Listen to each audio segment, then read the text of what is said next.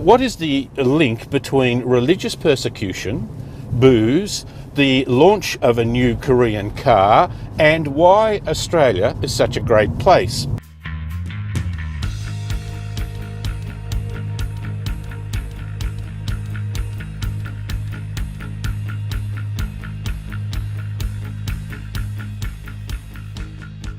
Well, it's tenuous, but let's see what we can do. Here we are in the Barossa Valley, 60 kilometres north of Adelaide, the capital city of South Australia. It is one of our great, arguably our best known wine regions.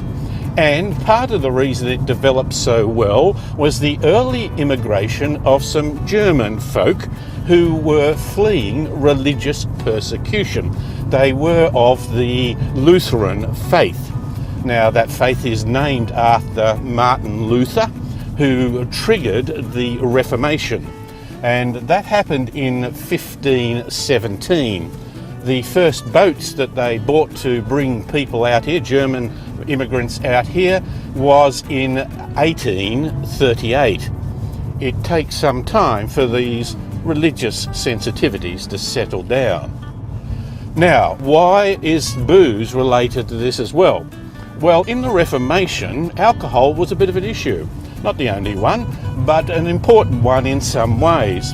The Catholic Church owned a lot of land, of which they had a lot of vineyards on them. But interestingly, Martin Luther's wife was rather a dab hand at brewing beer. So, out to the Barossa Valley and Australia. Two of the early pioneers in this area were a British shipping merchant, George Fife Angus, and the other was August Cavell, who was a pastor of the Lutheran Church. Now, that's the power of money versus the power of God. In Europe, you would have had a war. Out here in Australia, they were the best of mates. And so the region prospered in a very peaceful but hard-working way. And so we come here to the launch of the Kia Cerato, the new model.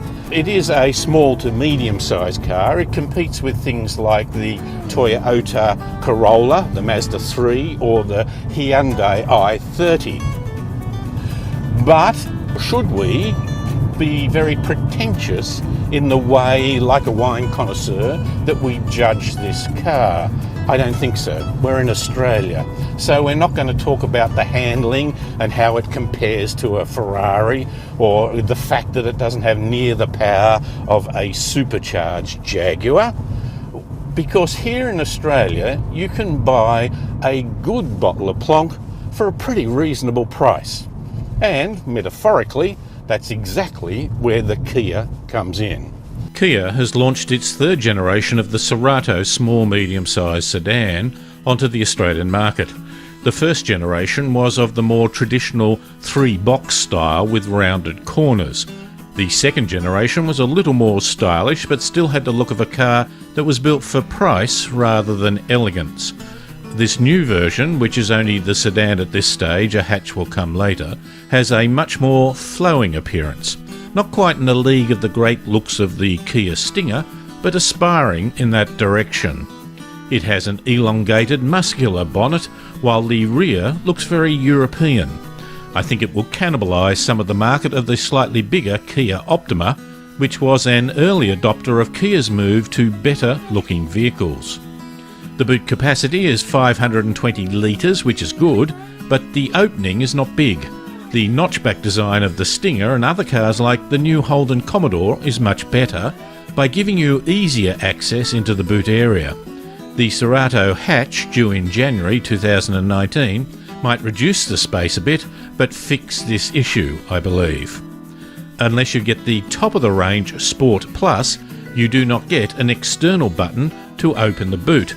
You have to rely on the key fob or the lever down by the driver's front seat. Interior style and quality of finish has not been the strongest point of Korean cars. The Cerato is functional, but not quite there yet in terms of feeling and ambience.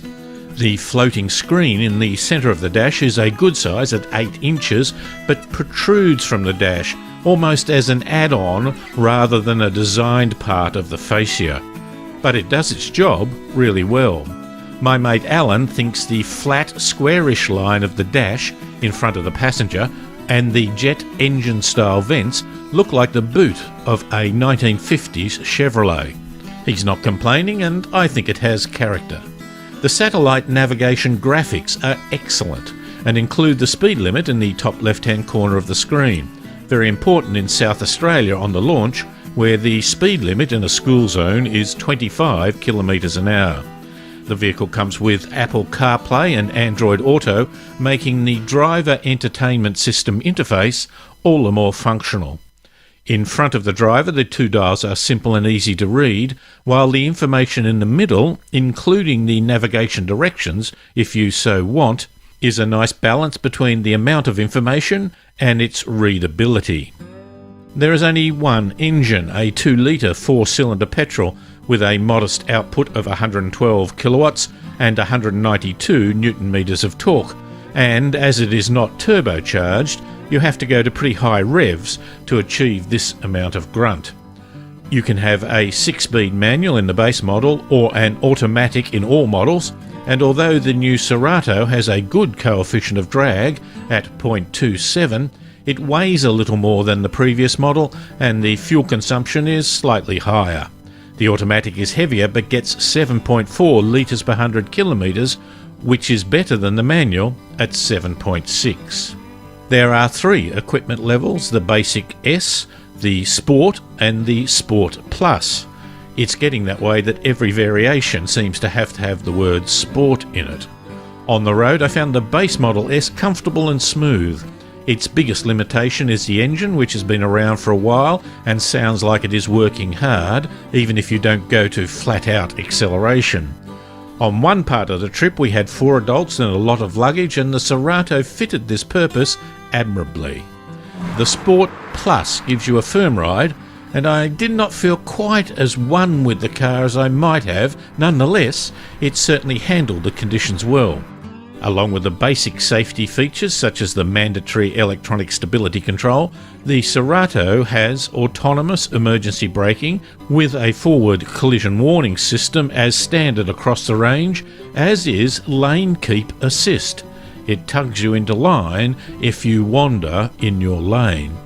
For safety and a feeling of well-being, every model also has a reversing camera and front and rear parking sensors. Kia is very aware of just how price-sensitive this part of the market is. So for the new Cerato, they have managed to have an entry-level manual version on the market at a smidgen under $20,000, and that's a drive-away price. Interestingly, the automatic is only an additional $1,500. For so long, the trend has always been that the automatic will cost you $2,000 more in just about every popular car on the market.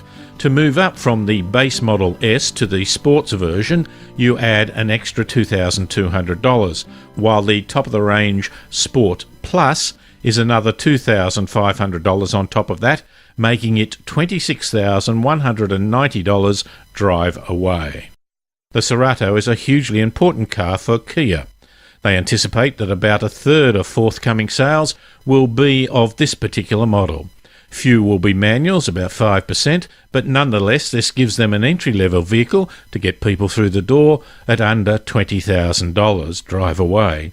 It is a very good-looking car, but the inside is not quite class-leading in refinement, but it still has good room, good features and great value for money with drive-away prices.